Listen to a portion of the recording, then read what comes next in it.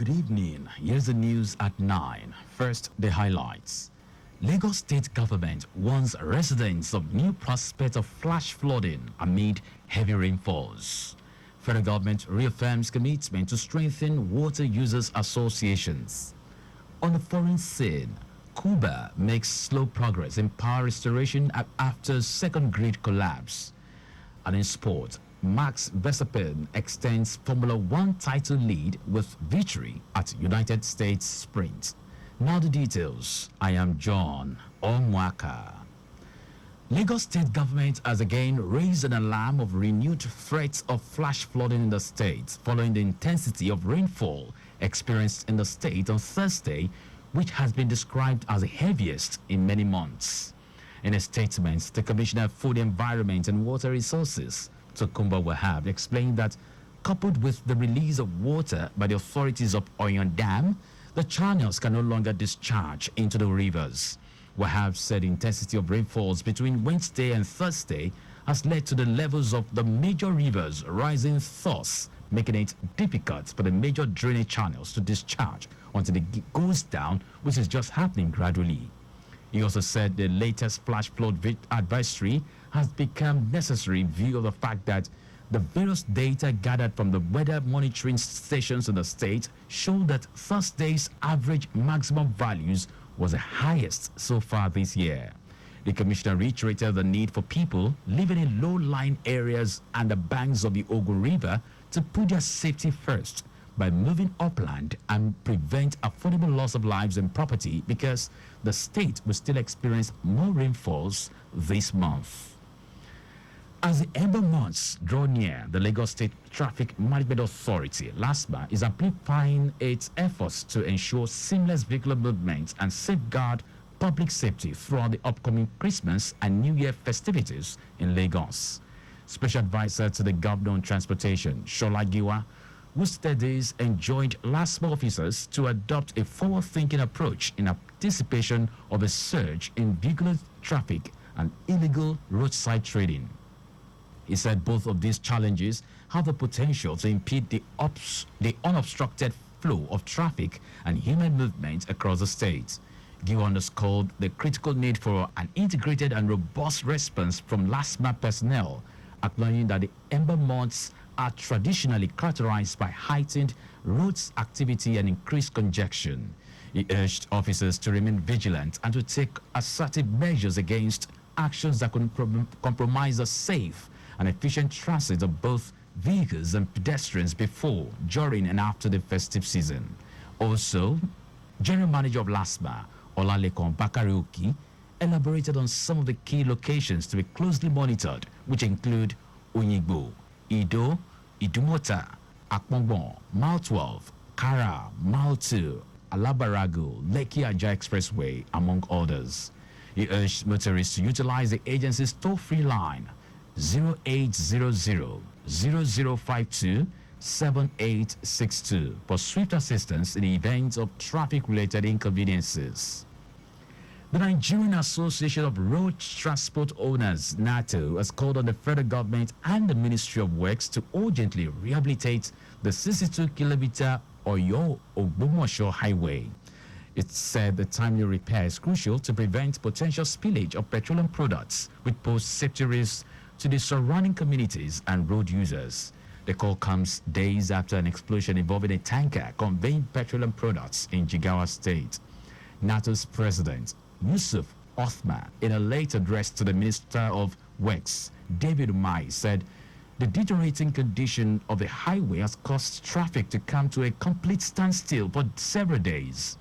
Othman insisted that urgent and immediate action on the road has become expedient to also forestall severe gridlock, resulting in extended travel days, economic losses, and heightened safety risks.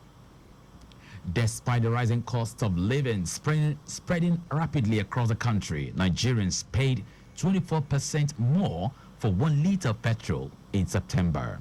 The National Bureau of Statistics, NBS, in its newly released Petrol Price Watch for September, noted that the average retail price paid by consumers for petrol in the month was 1,030 naira indicated a 64.55% increase compared to September 2023.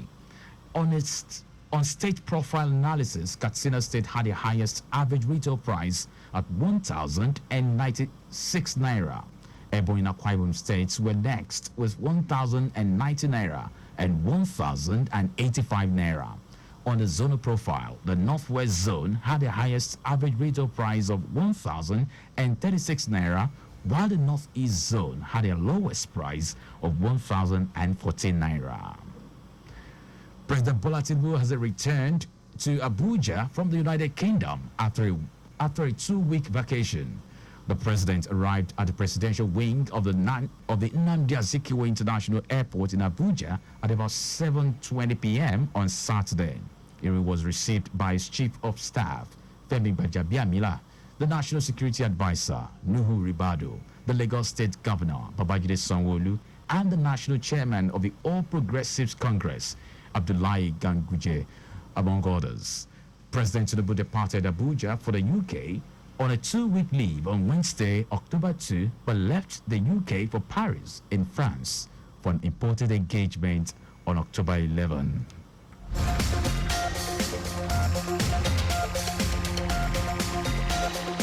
Now to the rest of the stories. The federal government has reaffirmed its commitment to strengthening water users associations, WUA, in public irrigation schemes as a critical step towards achieving food security and economic growth. Minister of State for Water Resources and Sanitation, Bello Goronyo, stated this at the South-South Regional Workshop on establishment and strengthening of WUAs in public irrigation schemes in Nigeria, in Uyo, Akwa Ibom State. Goronyo emphasized the importance of participatory water management in sustaining the nation's irrigation infrastructure, in addressing food insecurity, boosting economic growth, reducing poverty, and empowering youth under President Bola Tinubu's renewed hope agenda. He stressed that sustainable food production and national food security cannot be achieved without effective water management and active involvement of water users. Chairman of the Trade Union Congress in Lagos State, Benga Okundayo, has commended Governor Babajide Sanwo-Olu for the pronouncement of 85,000 naira as the minimum wage for workers in the state.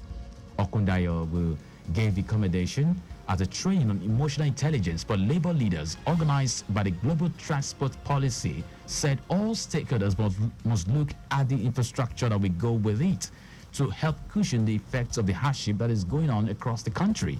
Noting that labor unions in Lagos have been invited by the state government for a robust discussion on the new minimum wage. He urged workers to be hopeful as the unions ensure to reach an agreement that is commendable for them. Earlier, Chief Consultant at Global Transport Policy, Shegun Musa, emphasized the importance of fighting for broader workers' interests beyond just salary and fuel price negotiations. He also highlighted the need for improved negotiation and conflict resolution skills to foster better relationships between labor and management, including both state and non-state actors. The Academic Staff Union of Polytechnics, ASUP, has issued a 15-day ultimatum to the federal government to attend to numerous issues affecting the smooth operations of polytechnics and polytechnics in the country to face a prolonged industrial action. Addressing journalists at the Plateau State Polytechnic, Barki Ladi, Zonal Coordinator Zombi Lupie Sinji said the National Executive Council at the last meeting called for immediate review and reversal of all decisions or acts of impunity,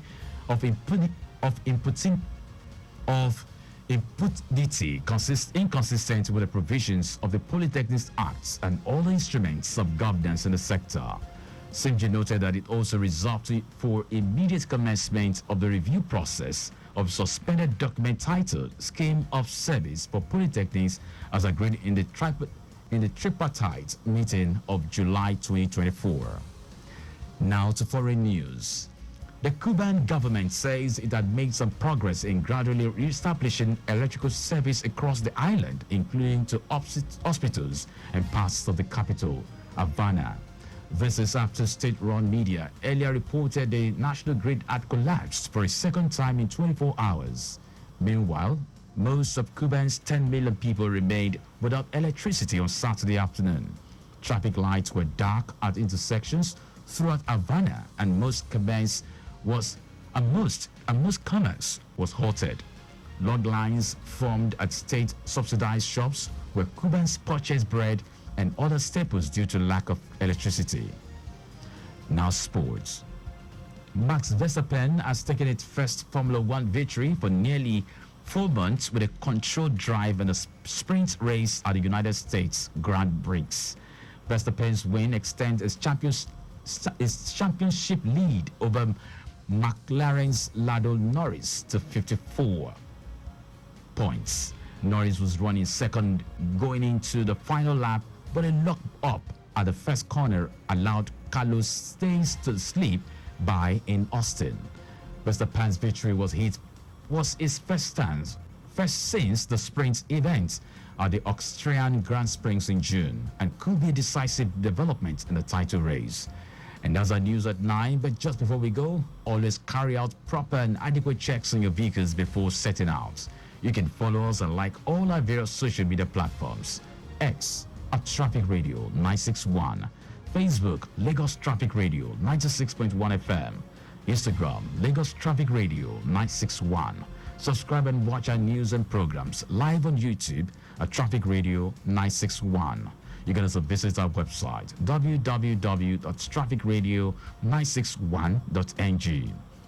Did you know that the Sanwo-Olu administration supplied 86,000 dwarf furniture sets to 775 public schools?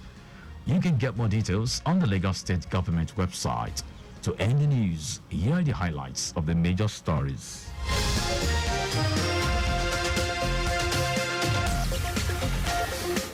Lagos State Government has again raised an alarm of renewed threats of flash flooding in the state following the intensity of rainfall experienced in the state on Thursday, which had been described as the heaviest in many months. The federal government has reaffirmed its commitment to strengthen Water Users Association, WUAS, in public irrigation schemes as a critical step towards achieving food security and economic growth. We also told you that authorities in Cuba have made some progress in gradually reestablishing electrical service across the island, including to hospitals and parts of the capital, Havana. And in sport, Max Verstappen has taken his first Formula One victory for nearly 4 months with a controlled drive in the sprint race at the United States Grand Prix. For contact with the newsroom, send a message to info@trafficradio961.ng. That ends the news broadcast compiled by Dewale Oluwoporoku. I am John Omoaka. Thank you very much for listening.